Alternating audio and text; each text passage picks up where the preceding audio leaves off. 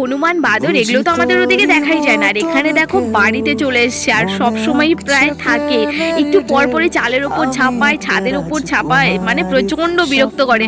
আর একটু ঘর খোলা থাকলেই নাকি ঢুকে সবকিছু খেয়ে নেয়।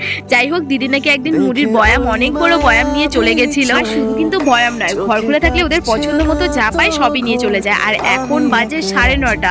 এই যে আমার মহারাজা এখনো ঘুম থেকে ওঠেনি, তো পুচকু ওকে খোঁজাচ্ছে, তবুও উঠছে না। এতটা অলস, ভাবতে পারছো তোমরা? আর এই দেখো, আমাদের মধ্যে বাংলাদেশ পাকিস্তানের যুদ্ধ শুরু হয়ে গেছে। আমাদের মধ্যে এতটা পরিমাণে ঝামেলা লাগে, কি বলবো তোমাদের। সামনে না থাকলে তো তোমরা বুঝতেই পারবে না এতটা পরিমাণে ঝগড়া হয় দুজনের মধ্যে। মানে একটু সময় ভালোভাবে কথাবার্তা হয় না, সব সময় যখনই কথা হয় ঝগড়ার মধ্যে দিয়ে কথা হবে, মানে কোনো সময় ভালোর মধ্যে কথা হবে না। আর এখানে যুদ্ধ করতে করতে ইনি কান্না করে দিয়েছে। যখন ও সফলভাবে থাকে তখন আমি ওকে খোঁচাই, আর যখন আমি সফলভাবে থাকি তখন আমাকে ও খোঁচায়। এভাবেই চলছে আমাদের জীবন। তো চলো, টাটা।